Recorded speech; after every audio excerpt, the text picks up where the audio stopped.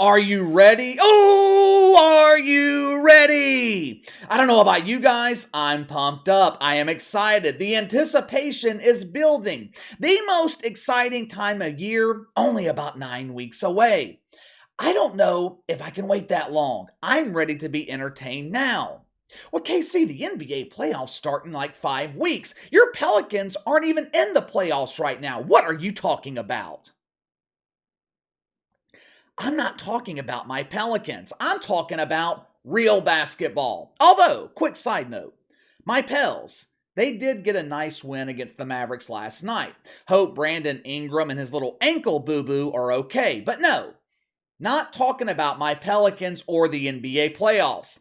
I'm talking about the return of greatness, the return of airball dunks on a 6-foot goal, missed layups, fast breaks and transition that take 20 seconds. The league, where the only three-pointers made are by fans at halftime. The anticipation is building nationwide for the reopening of the WNBA dunk. Don't take my word for it. If you don't believe me when I say there is excitement surrounding the return of the WNBA, just listen to our friends in the mainstream media. Yesterday, ESPN, along with the WNBA, they issued an exciting press release. This year, ESPN is proud to present to you 25 action-packed dump diving relay races to be broadcast on the ESPN family of networks. In honor of this exciting announcement, the diva of all dump divas, WNBA Commissioner Cathy Engelbert, she gave an interview to Yahoo Finance. Now you might be wondering, why would a pretend sports commissioner be interviewed by a financial media outlet? Well, it's because Yahoo Sports was too busy interviewing Barry Beanbag, the #1 ranked cornholer in America. This interview with Chatty Cathy provided plenty of gems. It was filled with propaganda and virtue signaling. Coming into the season, we have already set a new record. The Seattle shitstorm was just valued at $151 million. The dump in Seattle is now officially the most valuable trash processing facility in America. $151 million? Steph Curry's NBA contract is worth twice that amount. Waste Management came to collect my trash this morning. They generate $151 million in revenue in 4 days. Hate to be the bearer of bad news, Cathy, but your dump has a long way to go. No, KC. We are a growth property. We're an investable brand. For too long, the WNBA has been viewed as a bad investment. But now, we have real revenue. We have real fans. We have legitimate sponsors. This increase in revenue has allowed us to update our amenities. We now offer the classic grilled woke wiener and catering. It got me to wondering, how much money are advertisers investing into the WNBA? I know these woke corporations claim to value these elite pretend basketball players, but how much money are they willing to invest? Speaking of investments, let's take a break for a second to recognize the sponsor of today's video, my friends over at Patriots for Prosperity. We have been programmed to believe that throwing our money into a 401k is the best way to build wealth. All these so-called experts, they have convinced us that putting money in a qualified retirement plan is the best decision. Seems to me, the banks benefit the most. They have your money locked away for decades, and if you ever want to access your money too soon, you get penalized. Luckily, there is a better option available. Have you ever wondered where the super wealthy keep their money? Guys like Walt Disney, J.C. Penney, even Donald Trump. They use what my friends at Patriots for Prosperity call the Liberty Asset. It's been around for over 150 years, never failed to turn a profit. Instead of having the bank's best interest in mind, my friends over at Patriots for Prosperity, they have your best interest in mind. They will help you find the best place to store your wealth. And the best part is, you always have access to your money and it grows tax-free. I will be using the Liberty Asset and the infinite banking concept, and the gentlemen over at Patriots for Prosperity, they will guide me along the way. I encourage you guys to do the same. Go to www.thelibertyasset.com/behind the line or click the link in the description below to see if the Liberty Asset is right for you. Okay, so how much money is invested in the WNBA by these corporate sponsors? Of all the money invested into sports every year, women's sports leagues, they receive less than 1%. If I had to guess, the WNBA receives less than half of that less than 1%. Unfortunately, we don't know at this point. Yahoo Finance, they asked Cathy Engelbert how much growth the WNBA has seen in corporate sponsorships and ad spending. What was her answer? We are seeing a lot of positivity with companies wanting to spend their money on diversity, equity, and inclusion. Women make 80% of all consumer purchasing decisions. With our league being filled with women, it's a no-brainer that companies would want to invest in the WNBA. Well, that's debatable, but okay. We'll go with Cathy Engelbert's assertion that the WNBA is filled with women. The problem is, not only did Cathy Engelbert completely dodge the question here, she also skipped over a valid point. For obvious reasons, of course. Yes, 80% of consumer products purchased by women. You know how many of those women identify as diehard fans of the WNBA? 3%. 3%. Since Cathy Engelbert dodged this question on ad spending, I can only assume that the WNBA is not seeing the growth they want when it comes to sponsorships. But that's okay. That's okay. They have a valuable partnership with ESPN, right? I mean, ESPN, they brag about being the home of exciting overtime contests like the facial hair counting contest, or when a playoff game goes into overtime, they determine the outcome by playing Guess the Gender. Here we have the 5'7" center responsible for scoring all 3 points for the Washington Woke, Cooper Cucumber. Guess the gender. Well, I believe Cooper identifies as cisgender. No one in this dump fornicates the old-fashioned way. For years now, there's been talk in sports media about super teams being bad for the NBA. This topic has been discussed repeatedly on ESPN. Some NBA analysts on ESPN believe super teams good for the league. Some think they are one of the reasons that the NBA has been in decline in recent years.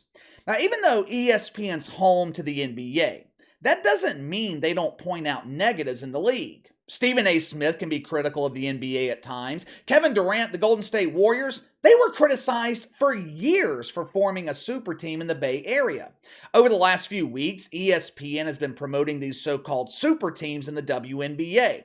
Remember that promo I shared with you guys about the super team in New York City? ESPN showed 3 unknown dump divers standing in front, I think it was the Empire State Building. They even held a contest on Twitter. The first person to correctly identify all 3 dump divers, they would receive 2 dump side tickets to their opening night game in the WNBA in New York City. Unfortunately, those tickets are still available because no one participated in the contest. My sources tell me those WNBA tickets, they are resting in the San Francisco airport on top of a free copy of Jamel Hill's fictional autobiography that no one bothered to claim. Talking heads on ESPN, they were critical when LeBron James left Cleveland for Miami. Like I said, they absolutely destroyed Kevin Durant when he left Oklahoma City for Golden State. There were dudes on ESPN claiming Kevin Durant's championship wasn't legitimate. They criticized James Harden for leaving Houston and forming what was supposed to be a super team in Brooklyn. With elite trash engineers coming together to form teams of super collectors in the WNBA, you would figure at least one person at ESPN would be critical of it, right? I don't expect 100% of the dump analysts to agree that super teams could be bad for the WNBA, but I also wouldn't expect 100% of them to agree. I mean, you can't get all 4 people who watch the WNBA to roundly agree on anything, which is the way it's supposed to be. No one is supposed to agree all the time, except at ESPN when it comes to the WNBA. Take a look at this example of their glowing propaganda when it comes to WNBA coverage. Roll the film. Like, I'm convinced the only people that don't like super teams are the same kind of people who harken back to yesteryear and probably yell at clouds. This is fantastic, especially for a group, an area, the WNBA, who's trying to grow, right? Yeah, I buy the storylines, Tony, and I buy the lessons taught to us by the NBA. So many people complained about the villainy, how the Miami Heat and LeBron James cheated the game, how the Warriors with Kevin Durant did the same. And you know what else all those people who complained about them did? They watched the game. I'm buying that this is not the first time that we've seen super teams in the WNBA. They just were created via the draft and free agency, rather trades, with the Minnesota Lynx and the Los Angeles Sparks, and those two duked it out in the WNBA finals for about 10 years. I think it makes sense for this specific point of the league in terms of the WNBA. You've got the stars. I know that there's not as many teams as people would like, but if it makes sense to put folks together so you get a better product, you might as well do it. First of all, who in the hell were those people? What happened to the star power on Around the Horn? What happened to Woody Page, Tim Calishaw, Jay Mariotti? Instead of legitimate journalists, ESPN now gives us some dude named Master Yates, L. Duncan, manager of Dunkin' Donuts, some lady named Cronin, and they round out the panel of woke with the former bongo partner and failure of Imani Jones, Petey Pablo Torre. You mean to tell me not one of them could find something wrong with the formation of super teams in the WNBA? Not one? When it comes to coverage of the WNBA, ESPN pretends, in front of their audience anyway, like it's all rainbows and woke wieners. Everything is great. This league is growing exponentially. Last year, we broke another record. 100 minutes were streamed of live coverage from the trash incinerator. I will give them credit. ESPN puts on a nice front. They pretend to care about the WNBA, but I don't like looking at words. I judge based on your actions. What do the actions of ESPN say about their perception of the WNBA? If they really valued this league, if ESPN really believed the WNBA was a viable product, they would at least feature them on their website, right? If you go to ESPN.com right now, you will find links at the top for the NFL homepage, the NBA, NHL, both men's and women's college basketball, soccer. But it's strange. Look where they put the WNBA. If we're basing this list off importance, ESPN appears to believe everything is more important than the WNBA. Rugby, college basketball recruiting, the NBA, G League, WWE, the XFL, the CFL. But that's no big deal, right? I'm sure this is simply an oversight. What's really important is ESPN featuring 25 WNBA regular season games on their family of networks, ESPN, ABC, ESPN2.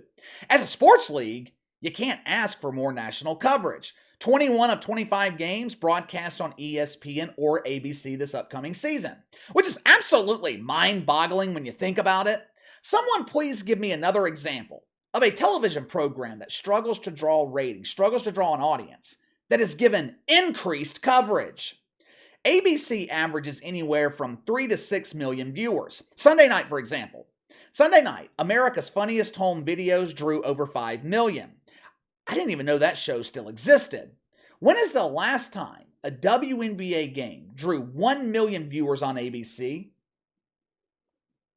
If I had to guess, never. But that's okay. That's okay. This is an example of Disney investing in diversity, equity, and inclusion. We have to make everything fair and equitable. Ratings don't matter. We want to give these women the opportunity to showcase their lack of skills to the world. The WNBA regular season starts mid-May. What is the biggest story going into the regular season? Well, Casey, that's obvious. The faceless Aces in Las Vegas defending their golden toilet seat against the LA Sprinkles.